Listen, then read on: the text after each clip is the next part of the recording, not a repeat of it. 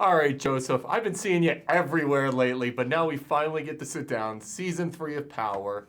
Tommy's doing some crazy stuff this season. It's gonna be big. The journey for Tommy in season 3 is an epic journey, and so I think that people are gonna really have a fun time going through it with him because now Tommy, the veil of living in a fool's paradise of doing so much work but not really realizing how much work he did because Ghost had been gone for a while. So now Tommy has been kind of compensating for all of that loss, but now it's all, the veil has been removed because Ghost and Tommy had broken up there at the end of episode 10, the finale.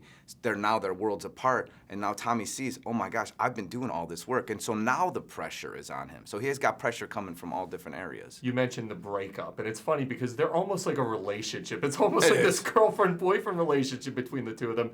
And you still see it, having watched the first 3 episodes, you still see that symbiotic struggle that Tommy goes through because he still cares for Ghost. And it's tough for him to, even though he wants to step out of his shadow, it still feels like it's tough for him, right? Well, I think that I often go back to the reference that Omari makes, who obviously Omari, the great James St. Patrick, a.k.a. Ghost, that it is this bromance, it is this love of brothers, it's these brothers in arms, because their relationship has started since they were 8 years old and goes through to them being in their 30s now. And the love and the continued shared experience of life that now Ghost is departing and really has now made that clear to keep trying to jump out the window. And Tommy can't keep going to save him.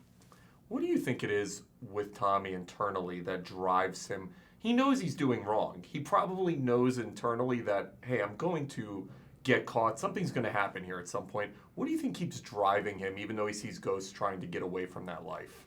Well, I think that the life is its own support. It's its own engine. I mean, it's a beautiful battery for Tommy. So I don't think that he's necessarily thinking, I'm going to get caught. Things are going to go wrong. He's saying, this is the life. This is what got me out of poverty. This is what got me out of the hood. And I'm going to be the biggest and the baddest. And that's how he's always lived his life, having to kind of overcompensate and overprove himself. So what is valuable to Tommy? Ghost, his family through the St. Patricks. But now things are starting to change. Holly, love, what this new stuff. So I think that what power really does equal control sometimes, and now different things have control over Tommy emotionally.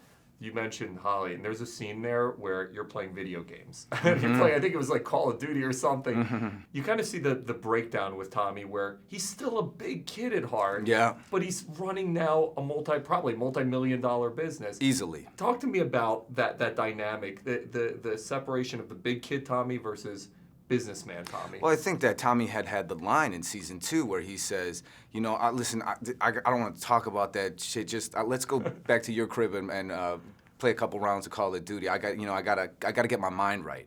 So I think we all have those kind of distractive times. What do? Some of us go running. You know, some of us watch films. Tommy plays Xbox, and he just needs to get his mind right, but through killing things on screen. You know what I mean? And it's something that focuses him. So he's a duplicitous kind of guy, but not in an evil way. I mean, he separates, when he's work, when he's business, he's all business. And when he's play, you know, he's all play, stealing bacon, having fun with the kids, holding, cradling. He's a very colorful person that Courtney Kemp, our show's creator, has so masterfully put together, and I've been lucky enough to bring to life. Do you feel like, obviously Ghost has always been the #1, and Tommy's kind of been the Robin to his Batman. But not to Tommy. Not to Tommy. Do you think at this point Tommy wants to be Batman? Has he always wanted to be Batman? I don't think Tommy thinks of things as Batman and Robin. I don't even think he thinks of them as Michael Jordan and Scottie Pippen. That's a great analogy. I think that it's more like it is more like Scottie and Michael. Whereas he wants the win. He doesn't care about the credit. It's about getting to the finish line. It's about being that place together. And he's always seen himself as an equal to Ghost. He's always seen himself that way until Ghost made it evident, you're not that way. He says that in the finale. He goes, yeah, you forget that you're great at it. You're great at this game. You're great at hustling. I just have more to offer. And then Tommy, that just sucked the blood out of him and said, oh, you know, that's it. That you couldn't have hurt me more with a bigger thing.